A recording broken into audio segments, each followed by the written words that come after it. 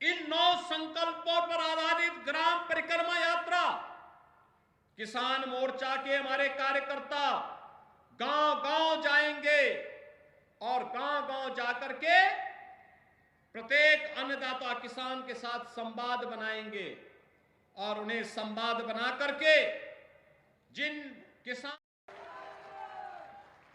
लीलाधारी भगवान कृष्ण की लीलाओं पर आधारित जीवन के परम पुरुषार्थ को प्राप्त करने वाली इसलिए इस धाम को कोटि कोटि नमन करते हुए जो वायदा किया था कि मां गंगा की धारा यहां से निकलेगी, वह धारा डबल इंजन सरकार ने पूरी की ना, हो गया ना।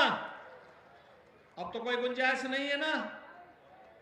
देखो डबल इंजन सरकार जो बोलती है वो करके दिखाती है। बहनों और भाइयों, डबल इंजन की सरकार ने आपसे कहा था, सुरक्षा का वायदा किया था। 2017 के पहले इसी प्रदेश में दंगे होते थे और मुजफ्फरनगर का दंगा तो कौन नहीं जानता, कई कई महीनों तक चला था। हमारे सभी नेता ज्यादातर जेल के अंदर थे। भाइयों बहनों, आप मुझे बताइए, पिछले 7 वर्ष में कोई दंगा हुआ क्या? और कोई दंगा कर पाएगा क्या?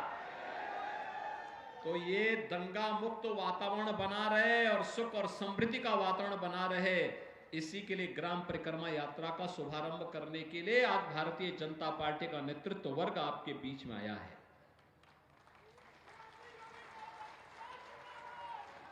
बहनों और भाइयों, हमने कहा था गन्ना किसानों के गन्ना मूल्य का भुगतान कराएंगे। आज मैं कह सकता हूं, 2017 के पहले सत्र में जब हम लोग आए थे, डबल इंजन की सरकार प्रदेश में आई थी, तब 7 वर्ष का गन्ना मूल्य का बकाया था, 2010 से लेकर के 2017 तक। और आज जब मैं फिर से सुखतीर्थ में आया हूं, तो गत वर्ष का 99.09% गन्ना मूल्य का भुगतान किया जा चुका है। 99.09% गन्ना मूल्य का भुगतान किया जा चुका है। और नए सत्र में भी 119 चीनी मिलों में से 105 चीनी मिलें ऐसी हैं जो 10 दिन से कम समय में गन्ना मूल्य का भुगतान कर दे रही हैं, और बाकी जो बची हैं उन पर भी दबाव बनाया जा रहा है कि हर हाल में अन्नदाता किसान की मेहनत का पैसा उन्हें समय पे मिलना ही चाहिए, और उसको देने के लिए प्रयास किए जा रहे हैं। भाइयों बहनों, आज प्रोक्यूरमेंट की पॉलिसी है। प्रधानमंत्री मोदी जी ने जो कहा सो करके दिखाया। हर क्षेत्र में परिवर्तन आया है। गन्ना किसानों के जीवन में परिवर्तन का हो, और प्रदेश में तो डबल इंजन की सरकार आने का कारण अन्नदाता किसान था।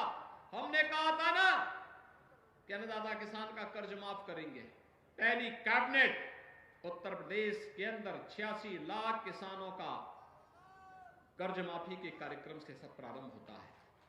हमने कहा था ट्यूबवेल का फ्री में बिजली उपलब्ध करवाएंगे, और हम लोगों ने इस पिछले बजट में 1500 करोड़ रुपए, इस बजट में 2400 करोड़ रुपए निजी नलकूप चलाने वाले किसानों के लिए धनराशि की व्यवस्था की है। कोई भी पैसा आपसे नहीं लेगा, आप अपने खेती को पूरा पानी दीजिए, बिजली भी मिल रही है और पानी भी फ्री में मिलेगा। यह भी सरकार ने आपसे कहा था। 1100 करोड़ रुपए हमने सरकारी ट्यूबवेल के लिए भी अलग से व्यवस्था की है, और 2400 करोड़ रुपए निजी नलकूप के बिजली बिल के भुगतान के लिए भी अलग से किया है।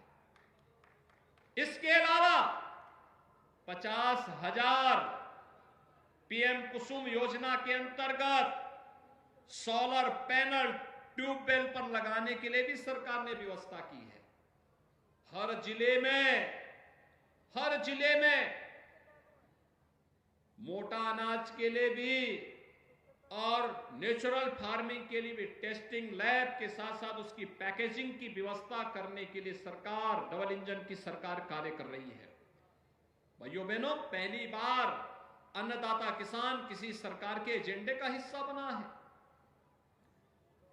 आपने देखा होगा, हम यहां मंच पर आए, किसान मोर्चा के कार्यकर्ताओं ने मुझे वन डिस्ट्रिक्ट वन प्रोडक्ट का मुजफ्फरनगर का बना हुआ गुड़, और गुड़ भी ऑर्गेनिक गुड़, और मुझे बताया गया यहां का गुड़ अब तो न केवल प्रदेश में और मुजफ्फरनगर में बल्कि देश में भी और दुनिया में भी अपनी मिठास को बिखेर रहा है। बधाई मुजफ्फरनगर और बिजनौर वासियों को, शामली वासियों को। आज मैं आपके पास इसी बात को लेकर आया हूं कि भारतीय जनता पार्टी की डबल इंजन की सरकार मोदी जी के नेतृत्व में जो कहती है सो करके दिखाती है।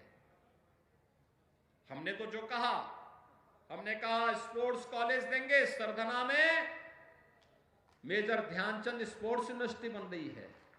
हमने कहा था उस बेटी को जिसने एशियन गेम्स में गोल्ड मेडल जीता उसको डिप्टी एसपी बनाएंगे, डिप्टी एसपी का नियुक्ति पत्र भी जारी कर दिया है।